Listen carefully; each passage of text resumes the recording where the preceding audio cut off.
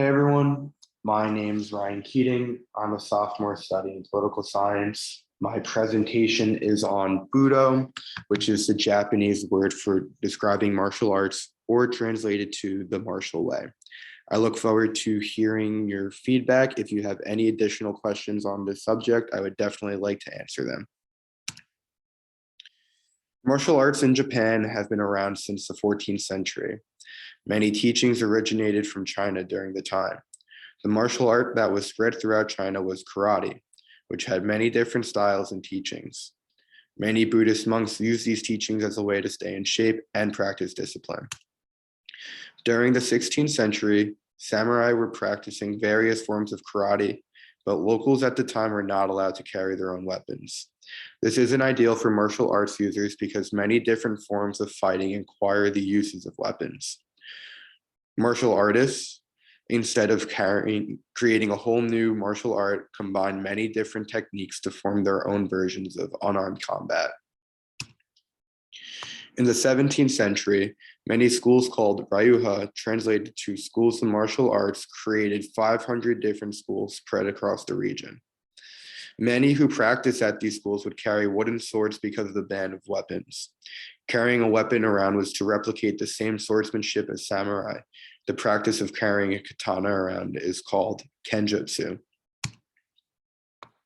This development of implementing sword fighting into tournament style played a major role in the changing culture of Japanese martial arts in the mid to late 18th century. Schools started to adopt the uses of armor for protection. This transitioned into the dubbed name for these tournaments called Gekken. Many schools at first were reluctant to introduce these tournaments into their school's practice, but by the time the 19th century rolled around, swordsmen traveled the country to participate. Another school that emerged during the late 18th century was Hanko. They were established in the study of Bujutsu. Many other teachings such as Kenjutsu, Sojutsu, Bajutsu, Kyujutsu, Jujutsu, Haigaku, Hojutsu were taught alongside educating their followers on Confucian ethics.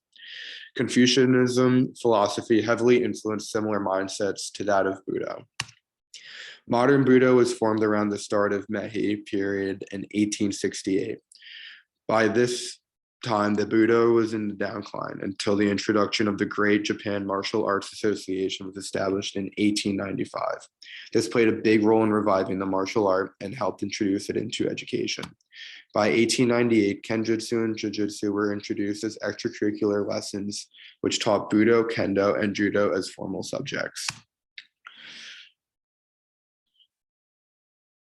Budo's modern philosophies were taught universally the same way during the early 20th century.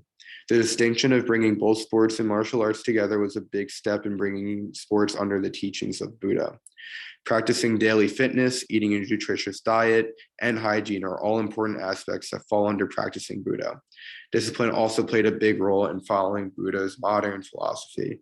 Practicing respect for yourself and others was important in keeping a Budo mindset. Two martial arts that have adopted many of the same Budo philosophies are karate and sumo, both of which are enjoyed by millions of people around the world.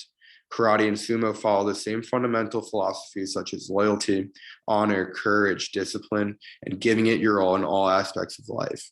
They are also both taught in schools during the 1920s and held various championships for middle and high schoolers. Karate also translated into Chinese hand was reintroduced into Japan during the 1920s. Karate received some influence from Budo, which changed the name of karate to karate-do, which translated into the way of the empty hand. Karate in the 20s was very popular among kids in grade school and was sweeping the nation. Today in the United States, there are over 3 million active participants within the sport. Sumo wasn't officially recognized as a professional sport until the Meiji era. By 1909, Kokujikan was the stadium name for sumo, and after that, sumo was named Japan's national sport. In the 20s, alongside with karate, sumo saw a big development of tournaments held for students to compete against one another. After World War II, Budo and Kendo were prohibited from being taught due to their teachings not aligning with democratic values, according to the general headquarters. Along with Budo and Kendo, Sumo and Karate were included with this ban, but were permitted to function as normal in 1946 due to their international influence. Eventually, in 1954, the All Japan Federation created and looked over this and took over the Shinai Kyoji Federation. After the elimination of the Shinai Kyoji Federation, Budo was taught in schools and was allowed to hold formal tournaments. Martial arts being used in Hollywood films can be traced back to as early as 1955. The film that was produced then was called Bad Day at Black Rock. Since then, actors such as Bruce Lee and Jackie Chan have dominated the genre with their exceptional martial arts skills. Many manga have been created based on the teachings and philosophies of Budo. One that has gained a lot of traction in the past year or so is Demon Slayer. Demon Slayer uses sword fighting as a basis for the powers behind the heroes in the story. This can relate to Budo due to that the swordsmanship and the philosophies that have gone into the art itself have originally come from Budo. Throughout the show, you can see how discipline is a main focus on how the characters train. Baki is another manga that uses martial arts in a way to present an amazing story. Baki is a story based on Hanuma Baki, who uses kickboxing to fight his way through underground fights. The story was so successful that the manga was eventually adapted into an anime as well as video game. In my opinion, the manga is a bit brutal, but really does an amazing job at creating an environment of trading and fighting that can be seen as realistic. In the West, there are many songs that incorporate the uses of martial arts within their lyrics. Some of my favorite artists, such as Kendrick Lamar and Wu-Tang, have songs that incorporate different fighting styles in their songs. For example, Kendrick Lamar's song DNA, he often refers to himself as Kung Fu Kenny. And in the music video, you can see him wearing a robe to replicate that of Kung Fu Kenny in the movie Rush Hour 2. Video games are another aspect in which Budo has influenced the industry. Two of which have a big influence on the formation of fighting industry itself can be traced to Street Fighter and Tekken, both of which use moves from martial arts for their characters to perform certain abilities with. An example of some of the martial arts they use in the games are karate, judo, ninjutsu, sumo, aikido, and taekwondo. Tekken and Street Fighter have played a big role in the part of tournament-style competitions in the world of video games. MMA is a sport that has taken the world by surprise in the last decade. I personally don't follow MMA, but I have a lot of friends who really enjoy the sport. Some of the martial arts that are implemented in the training for many of these martial artists can be stemmed back to Budo, like judo, jiu-jitsu, and karate.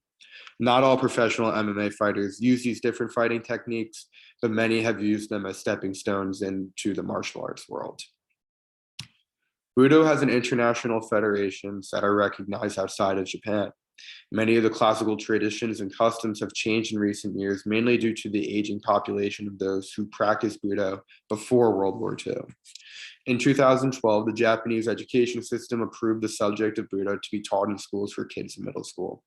This is important because it helps preserve the importance of Budo has on Japanese history and culture. Thank you all for watching. I hope you enjoyed my presentation on Budo. If you have any comments or pointers to help improve for the future, don't be afraid to critique in the comments. Good luck on all of your exams and have a great rest of your semester.